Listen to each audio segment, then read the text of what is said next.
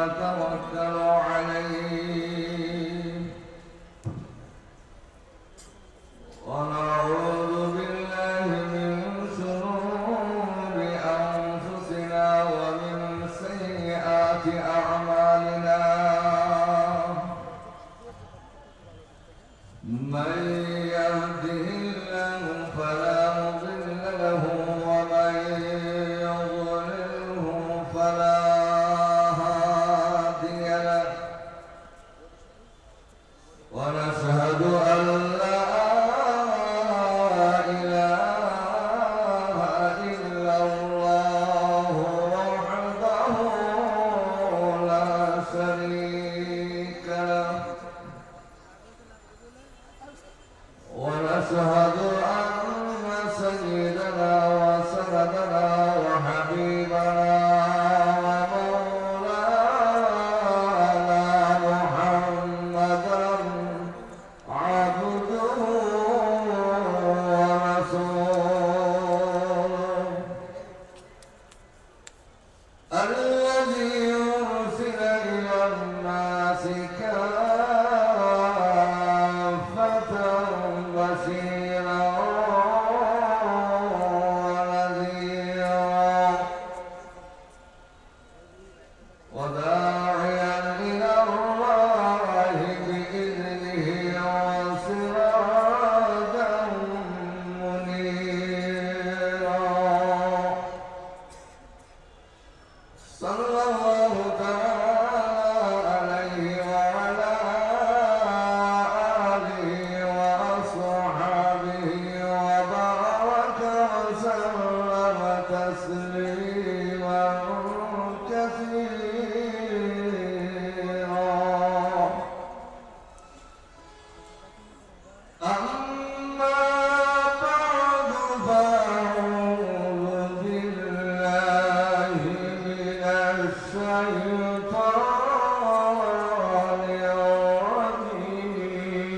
الرجيم بسم الله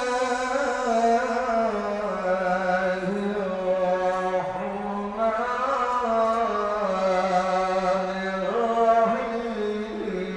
الرحيم إن الذين قالوا ربنا الله ثم استقاموا تتنزل عليهم الملائكة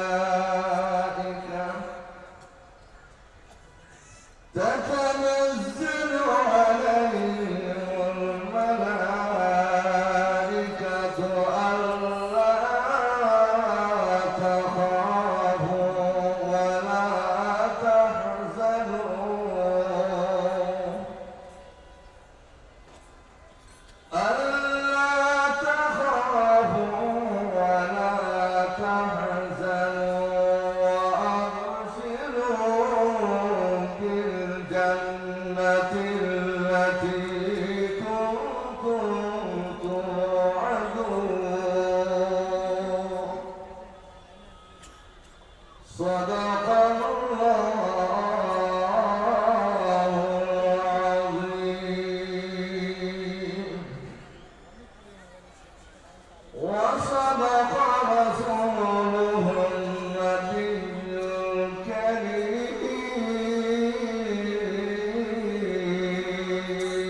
الكريم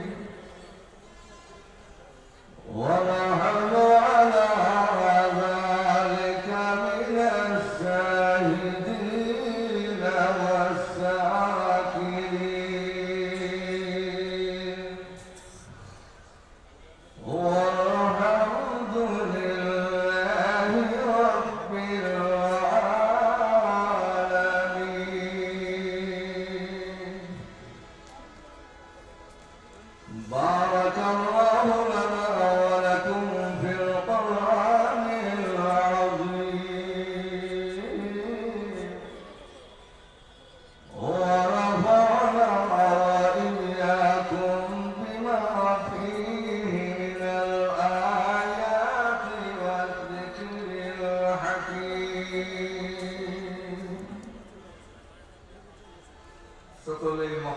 সহিত দুরূদ পড়ি, যেই দুরূদ নামাজের মধ্যে স্থান পেয়েছে সেই দুরূদের নাম কি বলতে পারবেন?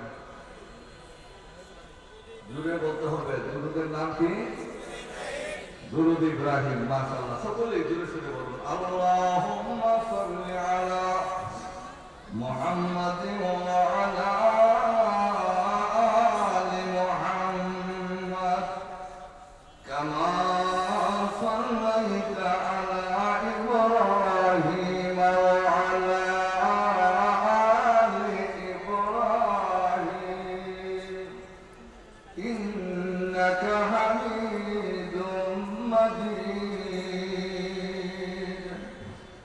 আল্লাহুম্মা বারিক আলা মুহাম্মাদিন ওয়া আলা আলি মুহাম্মাদ কামা বারাকতা আলা ইব্রাহিম ওয়া আলা আলি ইব্রাহিম ইন্নাকা হামিদুম মাজিদ। বালাগাল উলা বিকামালিহি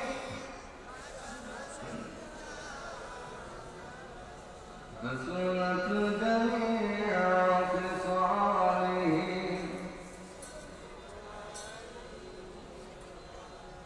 ये तेरी मेराज है कि तू हकरम तक पहुंचा और मेरी मेराज है कि मैं तेरे कदम तक पहुंचा। बलगल उला बिकमालिही हसनत जमीअ ख़िसालिही।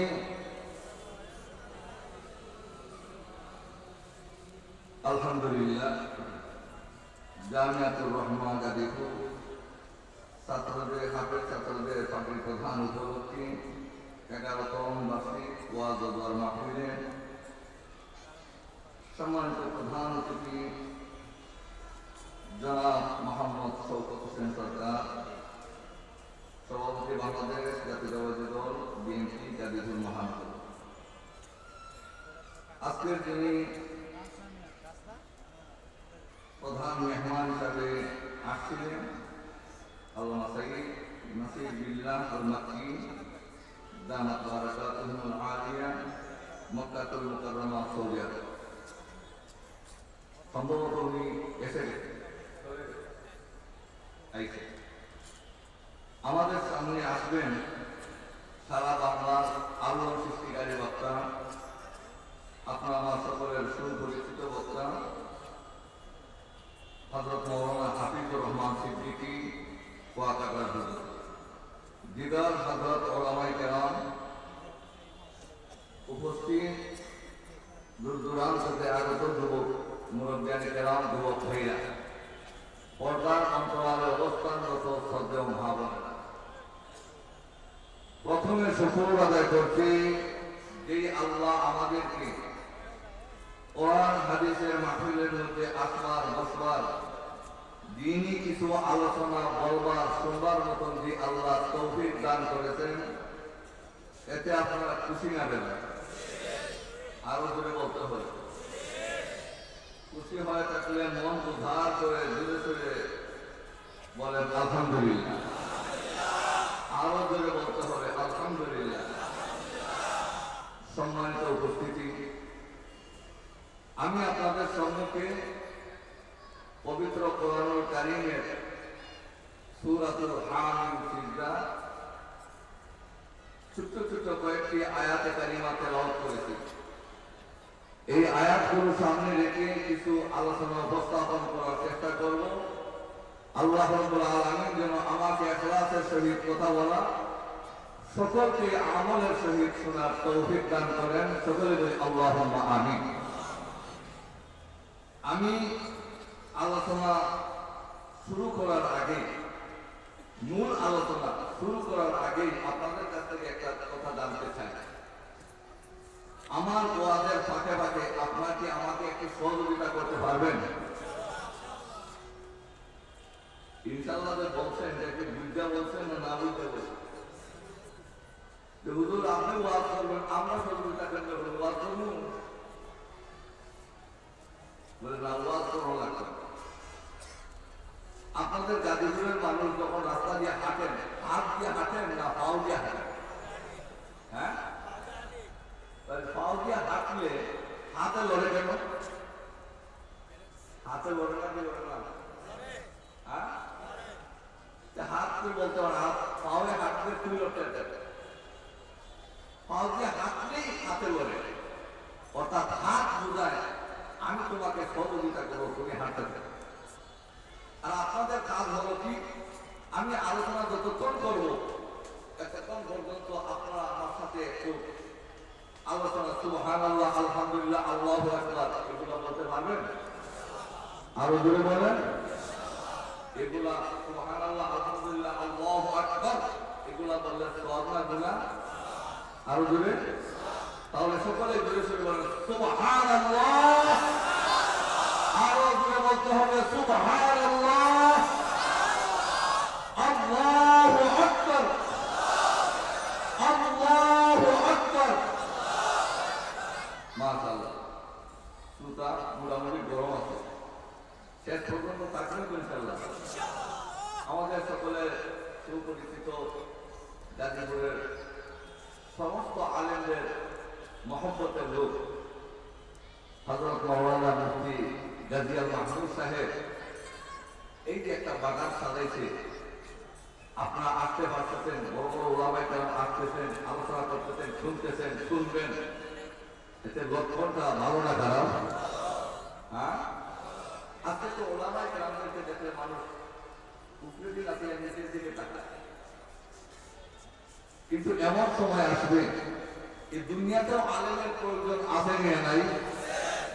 মরণের পরে দুনিয়াতে আসলেও দরকার, মরলেও দরকার, কবরে ঢুকাইলেও দরকার, কবরটাকে আবার দোয়াজুদ করে রাখতো মুলবির দরকার আছে না নাই? তাহলে কবর খুঁজ করিয়া লাভ কি? লাভ আছে? অনেক ওলামায়ে কেরামদের সম্পর্কে মন্তব্য করে, খারাপ মন্তব্য, এরকম পাবলিক আছে না নাই? এরকম নাস্তিক মার্কা মুসলমান এই জমিনও আছে না নাই? তোর তো বুঝার দরকার ছিল আমার মার বিবাহটা পড়াইছে একটা টুপিওয়ালা পাঞ্জাবিওয়ালা, যদি আমার মার বিবাহটা না পড়াইছে তাহলে আমি একটা দারুণ সন্তান দিব। তাহলে তার সম্পর্কে আমাদের খারাপ মন্তব্য করার দরকার আছে?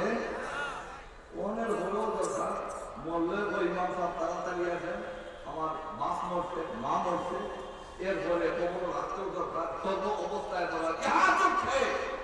কিয়ামতের মাঠে জান্নাতের ভিতরে ঢোকার পরেও আলেম ছাড়া কোনো উপায় নাই। কি বলেন, ঠিক কিনা? বলেছেন এটা অনেক লম্বা কথা, এত দূরে গেলে আবার আসল কথা চেষ্টা গেলে। তাই পবিত্র কোরআনে কারিমের যে আয়াতগুলো তেলাওয়াত করছি, এই আয়াত নিয়ে কিছু আলোচনা করার চেষ্টা করব। সুদূর মদিনা থেকে দ্বীন, কোরআন হাদিসের ইলম এই গাজীপুর মাদ্রাসাতুল জামিয়াতুর রহমা এই চান্না এলাকার মধ্যে কি এমনি আসছে না কষ্টের বিনিময়ে আসছে? আরো জোরে বলতে হবে। শুধু সাধারণ কষ্ট নয়, যাকে সৃষ্টি না করলে আসমান জমিন বৃক্ষ তরুলতা আপনাকে আমাকে কাউকে সৃষ্টি করত না, যাকে সৃষ্টি না করলে ওই বিশ্ব নবীর শরীরের তাজা রক্তের বিনিময়ে দিন আমরা পেয়েছি। কি বলেন, ঠিক কিনা?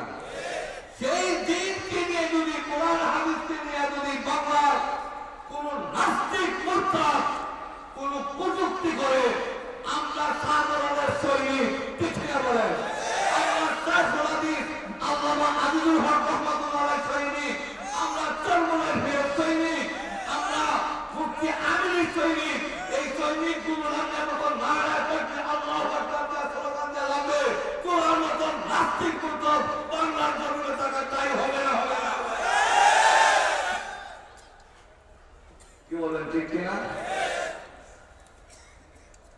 শুধু আমাদের মতো মানুষের রক্ত নয়, বিশ্বনবীর তাজা রক্তের বিনিময়ে দিন আমরা পেয়েছি। এই দিনকে নিয়ে কাউকে কটূক্তি করতে দেওয়া হবে না, কি বলেন ঠিক না? যদি দিনকে নিয়ে আলেম ওলামা নিয়ে কোরআন হাদিস নিয়ে কটূক্তি করো, পাইদানি করো, তাহলে যেমনে 40 মিনিটে পড়াই করেছে তোমার মতো নাফরমান 1.5 মিনিট লাগছে। আরো দূরে বলতে হবে, আরো দূরে বলতে হবে। কথাটা কি মিথ্যা বললাম? এই জগতে কোরআনের বিরুদ্ধে কথা বলিয়া, উলামায়ে কেরামের বিরুদ্ধে কথা বলিয়া কোন নাস্তিক মুরতাদ বেঈমান কাফের আল্লাহর জমিনে টিকতে পারে না। ফেরাউনের লাশ এখনো লাগছে, যাবে বলে লাগছে কি লাগছে না? তোমার মতো নাস্তিক সেবা সুটকি বানাইয়া রাখতো, সেটা তো রাখছে সুটকি বানাইয়া। তোমার মতো নাস্তিককে সেবা সুটকি বানাইয়া রাখতো, কি বলে ঠিক কিনা? আল্লাহর নবী বিশ্ব নবী রাহমাতুল লিল আলামিন যখন তাইফের জমিনে কালিমা দাওয়াত দিতে শুরু করলেন, লা ইলাহা ইল্লাল্লাহু মুহাম্মাদুর রাসূলুল্লাহ সাল্লাল্লাহু আলাইহি ওয়াসাল্লাম যেই মাত্র দাওয়াত শুরু করলেন, তাইফের যুবকেরা এমন ভাবে বিশ্ব নবীকে পাথর মারতে শুরু করলো। বিশ্ব নবীর শরীরের মধ্যে পাথরের বৃষ্টি ন্যায় পাথর আসতে শুরু করলো। পাথরের আঘাতে আল্লাহ নবী বিশ্ব নবীর শরীর থেকে রক্ত বের হয়ে আসলো। যেই মাত্র শরীর থেকে রক্ত বের হয়ে আসলো, আল্লাহর রাসূল সাল্লাল্লাহু আলাইহি ওয়াসাল্লামের কাছে দিলেন। যায়েদ বিন হারিস, যায়েদ বিন হারিসকে ডাকতে বলেন, ওরে যায়েদ, এই নাও তোমার হাতে একটা কাপড় দিলাম, ওই কাপড় দিয়া আমার শরীর মোবারক থেকে যে রক্ত বের হয়ে আসতেছে এই রক্তটা মুছতে থাকো। যায়েদ বিন হারিস বলেন, আমি বিশ্ব নবী মুহাম্মদুর রাসূলুল্লাহ সাল্লাল্লাহু আলাইহি ওয়াসাল্লামের শরীর মোবারকের রক্ত মুছতে মুছতে ওই কাপড় যখন আর রক্ত দূষণ করে না, এখন আমি রাসূলকে ডাকতে বললাম, নবী আপনি যে কাপড় দিয়েছেন আপনার শরীর মোবারকের রক্ত মোছার জন্য, কিন্তু ওই কাপড় তো আর রক্ত দূষণ করে না, এখন কি করবো গো আল্লাহর নবী? আল্লাহ রাসূল বলেন, তুমি একটা কাজ করো, ওই কাপড়টা রেখে দাও, রেখা আমার শরীর থেকে যে রক্ত বের হয়ে আসতেছে তুমি এইভাবে মালিশ করতে থাকো। যায়েদ বিন হারিস বলে, মানুষের শরীর থেকে যে রক্ত বের হয়ে আসে ওই রক্ত তো মালিশ করলে ভিতরে ঢুকে না।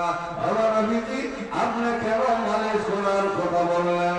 আল্লাহ নবী বলেন, তুমি তো জানো না আমার শরীর থেকে যদি এখন রক্ত তাইফের জমিনে ভরে যায়, তাইফের মানুষ যদি আমাকে চিনতে পারে না, কিন্তু তাইফের জমিন আমি বিশ্ব নবীকে চিনে ফেলবে। অতএব আমার শরীর থেকে এক ফোঁটা রক্ত যদি তাইফের জমিনে ভরে যায়, আল্লাহ অর্ডার করা লাগবে না, জমিন বরদাস্ত করতে পারবে না, সঙ্গে সঙ্গে ভূমিকম্প শুরু হয়। অতএব মালিক করতে পারবে। আল্লাহর নবী শরীর মোবারক মালিক করতে করতে এক পর্যায়ে নবীর শরীর মোবারকের রক্ত আল্লাহর নবীর পা পর্যন্ত যখন পৌঁছে গেল, জমিনও রক্ত পড়ে যাবে।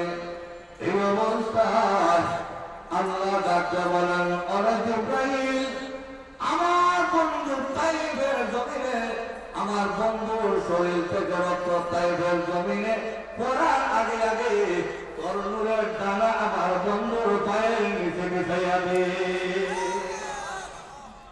জিবরাইল কয়, সুবহানাল্লাহ, আমি হলাম সিদরাতুল মুনতাহা আর বিশ্ব নবী হলো তাইফের জমিনে। এটা কি চৌরাস্তা সান্না এলাকা? চৌরাস্তা আপনার বাড়ি হয়েছে? হ্যাঁ, ওই সিদরাতুল মুনতাহা আর কই হইল তায়েফের গনি যাইতে জিবরাইল কয় আমার 600 ডানা ছিল একটা কথা দিয়া টান দিলাম টান দিয়া আমি বিশ্ব নবীর পায়ের নিচে আমার ডানা বিছিয়ে দিয়েছি এমন থেকে তায়েফের জমিন বিশ্ব নবীর পায়ের রক্তের ফুটাটা জমিন পৌঁছিতে পারে নাই এর আগে আগে আমি বিছিয়ে দিয়েছি জিবরাইল এই যে ওয়ার্ডার মানতে যাইয়া আমার শরীরের যে গামটা লাগছে আমার প্রত্যেক পশমের ভিতর গাম বের হয়ে গেছে ওই তিন জায়গা আমার শরীরের গামটা বের হয়ে গেছে এর মধ্যে এইটা হলো এক জায়গা আরেকটা হলো ইউসুফ আলাইহিস সালাতু ওয়াস সালামের ছায়া ইউসুফ নবীকে মাইরা কুয়ার মধ্যে ফেলে দিয়েছে পালানোর পরে আল্লাহ ডাক দিয়া কয় জিবরাইল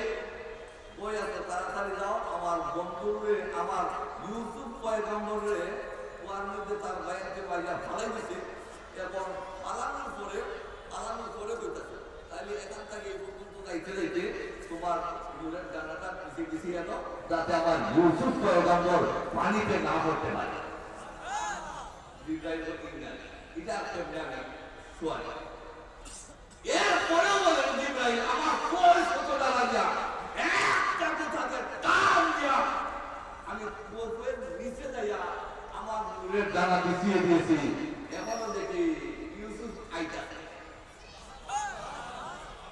সুবহানাল্লাহ এমন হইবেন গেলে বাকি দুনিয়া কই আর পুরো বলতে হবে সুবহানাল্লাহ কষ্ট হইতাছে হ্যাঁ আমার ভাষা বুঝেন নি হ্যাঁ আমার ভাষাটা বুঝেন নি আমার নামের ধরে দেখেন হারুন রশিদ জালালাবাদ অর্থাৎ আমি শাহ বলার দেশে কি বলেন ঠিক কিনা সিলেটের আসল ভাষা দিয়ে যদি ওয়াজ করি তাহলে আপনারা বলবেন আপনি ওয়াজ করুন আমরা যাই কি বলেন ঠিক কিনা কষ্ট হইতেছে তাইলে কিছু আলোচনা করেন দেব সম্মানিত উপস্থিতি বিশ্বনবী মুহাম্মদুর রাসূলুল্লাহ সাল্লাল্লাহু আলাইহি ওয়াসাল্লাম যখন তাইফের জমিনে পড়ে গেলেন পাথরের আঘাতে যায়েদ বিন হারিস রাসূলকে কাঁধে করে একটা খেজুর বাগানের ভিতর নিয়ে চলে গেলেন খেজুর বাগানটা হলো দুইজন কাফেরের এই অবস্থায় রাসূল আর কথা বলে না ছায়া যায়েদ বিন হারিস কাছে বসে আল্লাহর কাছে বলতে প্রভু এই মুহূর্তে যদি আল্লাহর নবী শহীদ হয়ে যায় কিয়ামতের মাঠে আমি যায়েদ কাঠ করার মধ্যে দাঁড়াইয়া আল্লাহর সামনে কি জবাব দিব আমি কেন আগে শহীদ হলাম না আমি কেন আগে মরলাম না হাসরের মাঠে যদি আমাকে জিজ্ঞাসা করা হয় তুমি থাকা অবস্থায় আমার বন্ধু কিভাবে শহীদ হলো জবাব দাও আমি কি জবাব দিব অতএব আল্লাহ তুমি শহীদ করিল না হঠাৎ করে আল্লাহ রসুল তাকাইয়া যায় এখনো কি কাফেররা আমাকে পাথর মারার জন্য দাঁড়িয়ে আছে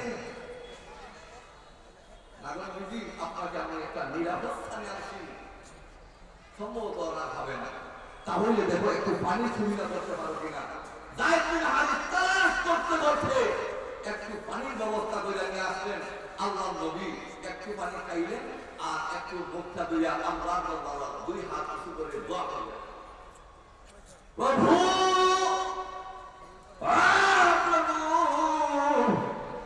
তাইফের মানুষ যে আমাকে পাথর মেরেছে এটা তাদের দুর্বলতা এটা আমার দুর্বলতা আমি যদি তাদেরকে ভালোভাবে বুঝাইতে পারতাম তাদেরকে মনে প্রাণে বুঝাইতে পারতাম তাহলে আমার অবস্থা তারা মানত আর কালিমা ভরে মুসলমান হয়ে যাইত আমাকে আর পাথর মারত না কিন্তু ওই তাইফের জমিনের মানুষ আমি বুঝাইতে পারি নাই বিদায় তারা আমাকে পাথর মারছে এটা তাদের দুর্বলতা না এটা আমার দুর্বলতা ওই দিন আল্লাহর হাবিবকে দুই হাত উঁচু করে যে কানলেন চোখের পানি ফেললেন ফল ফেললেন ওই কান্নার পানি যদি এক পাল্লায় রাখা হয় আমার পৃথিবীর মানুষের সারা জিন্দগির কান্নার পানি যদি অন্য পাল্লায় রাখা হয় তাহলে আল্লাহ নবীর ওই দিনের কান্নার পানি সমান হবে না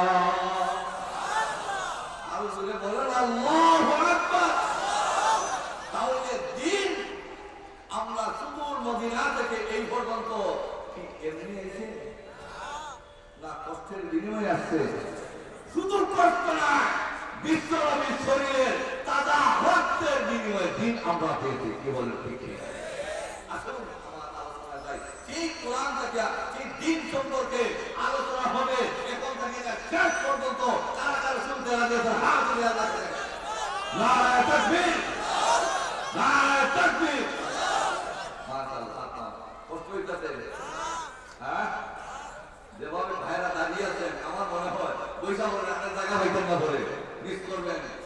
পরে পরে বাসা দিয়ে চিন্তা করবেন, দালালের আলোচনা যদি মনোযোগ দিয়ে চিন্তা তাহলে তো ভালো আছে। আচ্ছা, আমরা তো কথা বলতেছি, এটা কি আর গাঁজা খাওয়ার কথা বলতেছি, মদ খাওয়ার কথা বলতেছি, হিরোইন খাওয়ার কথা বলতেছি?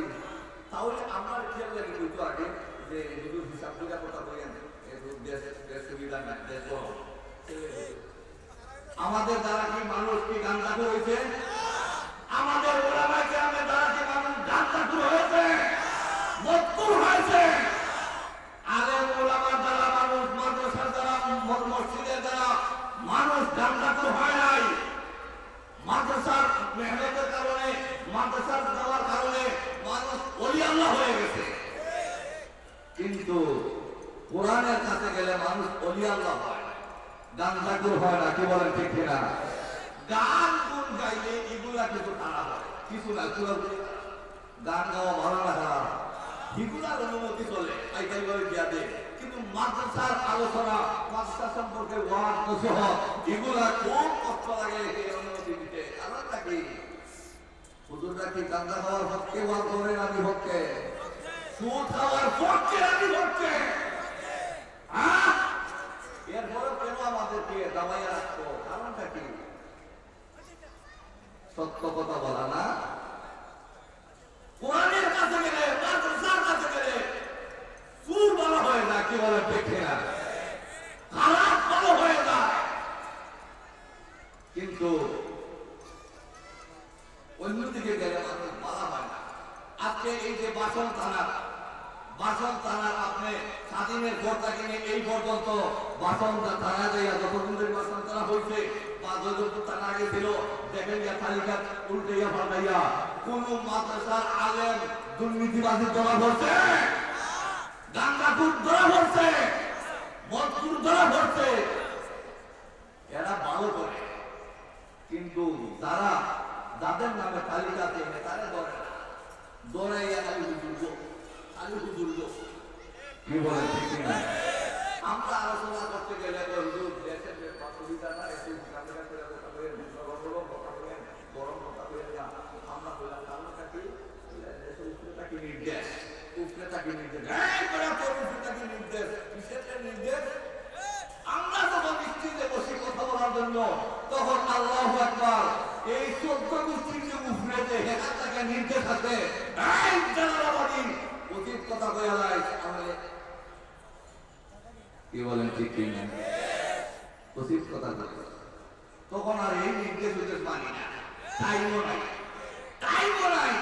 কি বলেন ঠিক না? যারাই আলেম আমাদের সাথে বেয়াদবি করেছে, অন্যায় করেছে, অপরাধ করেছে, আজকে তালাক করে দেখেন তাদের অবস্থা কোথায়। আর আলেমদের সম্মান ইজ্জত কমছে না?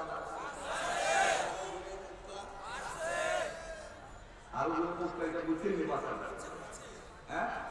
আচ্ছা, বুঝতে এখন প্যারে হাজির, তাই আমি আপনাদের সম্মুখে বলেছিলাম যে আয়াত সংক্ষেপ করে কথা বলবো, তারপর দীর্ঘন্দিতে অনেক গোলামাই। আল্লাহ বলেন বিসমিল্লাহির রহমানির রহিম,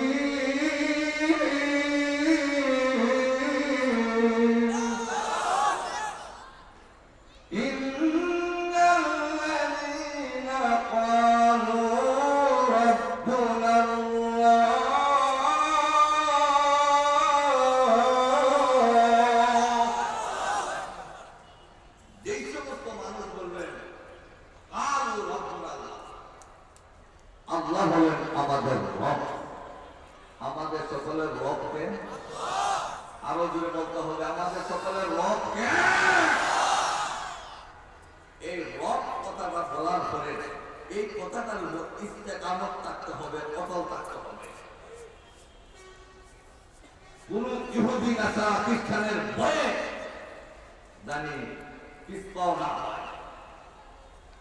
আমাদের সকলের রব আল্লাহ। রূহ জগতে, কোন জায়গাতে? রূহ জগতে সমস্ত রূহ তুমি একত্রিত কইরা আল্লাহ বলেছিল আলাস্তু বিরব্বিকুম, তোমাদের সকলের রব কে? তখন আমরা সবাই পাইকারি বলছিলাম আমাদের সকলের রব হইল আল্লাহ। কালু রব্বি আল্লাহ বলছে কি বলছে না? এটা রূহ জগতে বলছে।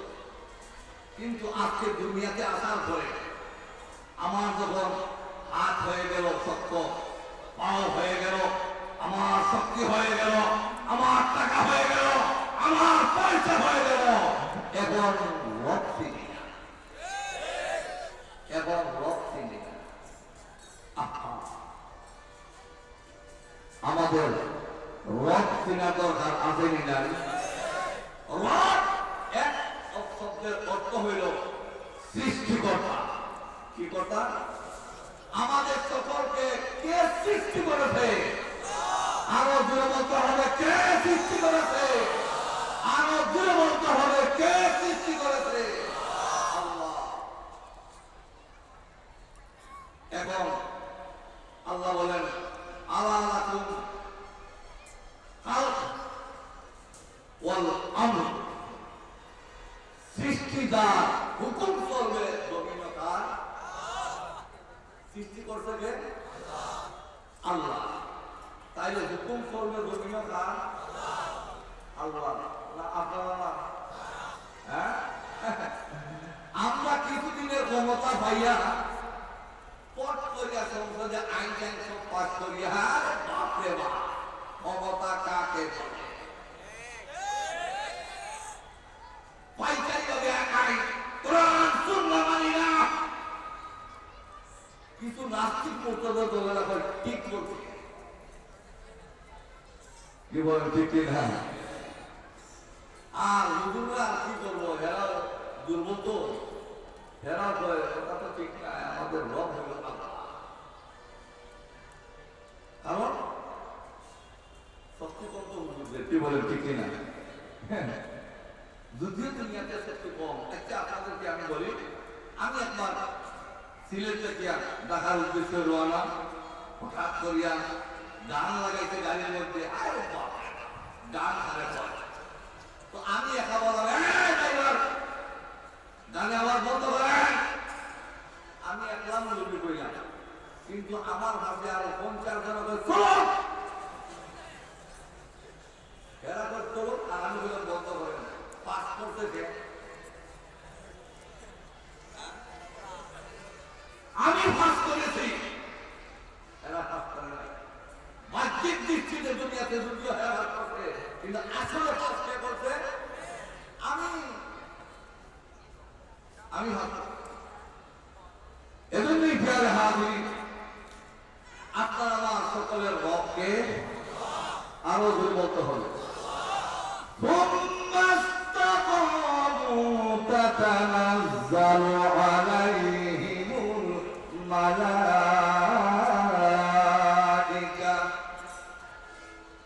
রব হলেন আমার আল্লাহ, যিনি আমাকে বানাইছেন তিনি হলেন রব। এই রব কথাটার উপর যদি আপনি আমি ইস্তেকামত থাকি, তাহলে আল্লাহ ফেরেশতা পাঠাইয়া বলে আল্লাহ তাখাফু ওয়ালা তাহজানু, আরে বান্দা তোর কোনো ভয় নাই, তোর কোনো চিন্তা নাই। ওয়া আবশিরু বিল জান্নাহ, ফেরেশতারা আপনাকে আমাকে জান্নাতের সুসংবাদ জানাইয়া দে। এখন রব যে আপনার আমার আল্লাহ, এই কথাটার উপর ইস্তেকামত থাকতে হবে। আর রব আরেকবার বহু অর্থ আছে। রব হলো উনি যিনি মানুষের একটা চাহিদা আছে, চাহিদা চাওয়ার আগে যিনি পুরা করে, তার নাম হলো রব। জুড়ে বলে আজকে আপনি আমি ছোট, যদি ছোটবেলা খাচ্ছি, হ্যাঁ মায়ের দুধ খাওয়া, দুধ খাওয়াইতে গেলে খান, কি বলে ঠিক কিনা? আর হ্যাঁ হ্যাঁ কিনছে কথা না খালি দিছে। কিন্তু আল্লাহ মানুষের চাহিদা চাওয়ার আগে যিনি পুরা করে তার নাম হইল রব। বলেন না আল্লাহু আকবার। আপনি আমি যখন মার পেটের ভিতরে ছিলাম, এই রক্তটাকিয়া পুষ্টাকিয়া রক্তটাকে এমনি এসে নেহে ক্রমান্বয়ে, এটা লম্বা কথা, ক্রমান্বয়ে যখন আপনাকে আমাকে মার পেটের ভিতরে হাত হইলো পা হইলো, তখন আপনি আমি দুনিয়াতে আসলাম। ভিতরে থাকা অবস্থায় আপনি আমি আল্লাহকে বলছি, আল্লাহ মার পেটের ভিতরে আমার হাত পা হয়ে গেছে, তখন আমাদেরকে খাওয়ান দেন, এই কথা বলছি।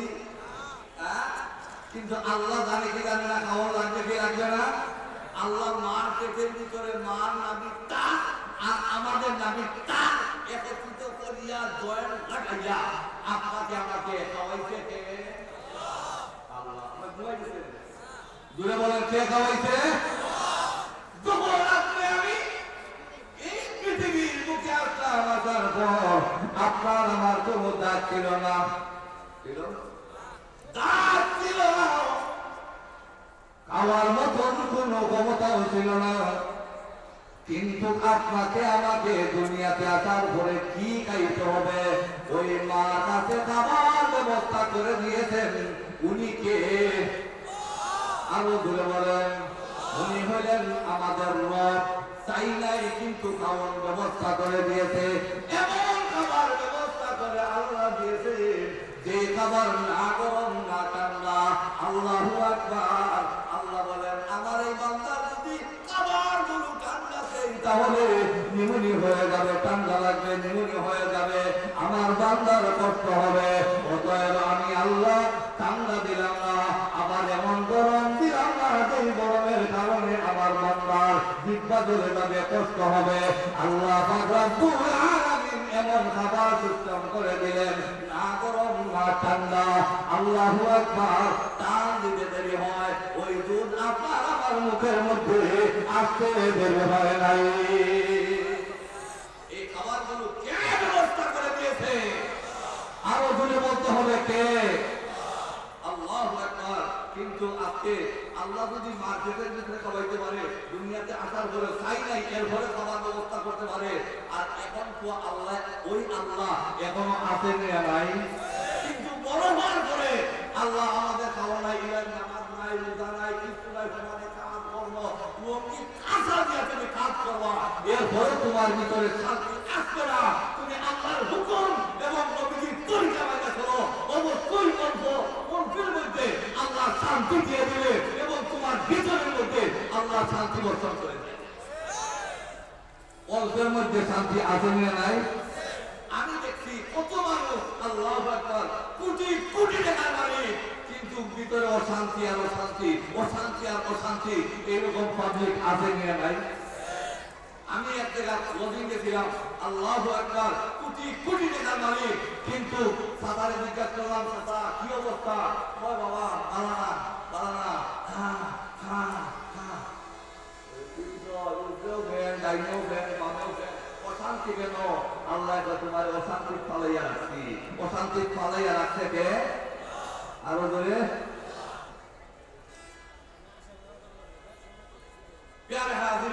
তাহলে এই অশান্তির মধ্যে ফালাইয়া রাখার মালিককে, শান্তি দেওয়ার মালিককে, তাহলে আমার সকলের রবকে আল্লাহ ধরে বলতে হবে কে? আর এই কথাটার উপর ইস্তেকামত যদি কাটতে পারি তাহলে দুনিয়াতেও শান্তি, পরকালেও শান্তি। কি বলে ঠিক না? তাহলে এই শান্তি আসতে হইলে নিজেদের আপনার অভাব অনটন দূর করতে হইলে শান্তি আসতে হয় একমাত্র নামাজের মাধ্যমে। কি বলে ঠিক না? আপনার আমার দৈনিক কয়েকটা নামাজ আল্লাহ ফরজ করে দিয়েছেন। আরো জোরে। এজন্যই আমি প্রায় জায়গা বলি, ইমাম সাহেবকে দাওয়াত দিছে, হুজুর দাওয়াত আপনার বাসাতে, ঠিক আছে গেলাম। যাওয়ার পরে সবাই নামাজ পড়েন তো? ইমাম সাহেব জিজ্ঞাসা করছে নামাজ পড়লে? হ্যাঁ নামাজ পড়ি ইনশাআল্লাহ। নামাজ পড়ি হুজুর। আইয়া তো খাইনি পরে আগে নামাজ পড়েন তো? বলে হ্যাঁ। আচ্ছা বলেন দেখি ফজর নামাজ কয় রাকাত? জিজ্ঞাসা করার দরকার আছে না? হুজুর ফজর নামাজ কয় রাকাত? আপনাদের গাজীপুর ফজর নামাজ কয় রাকাত? হ্যাঁ হ্যাঁ, তাই না? মাশাআল্লাহ, তাহলে কয় রাকাত হইছে? পাক করে আসি স্ত্রী কিছু জানে, স্ত্রী কইতাছে বলা তো নিয়ে গেলে দুধ ইমাম সাহেব জিজ্ঞাসা করে এই যে ফজর নামাজ কয় রাকাত? ও হুজুর 8 টাকা দিলাম। কয় রাকাত? বউ পাক করতে গেছে হুজুর ইমাম সাহেব জিজ্ঞাসা ভাই ফজর নামাজ কয় রাকাত? ও হুজুর 10 টাকা দিলাম ভাই না। আর কতক্ষণ হয়ে না কোন না গেলে ভালো করে বুঝতে শুনে কর নেল হুজুর 12 রাকাত দিলাম। বউ খালি বল পাক করে গেছে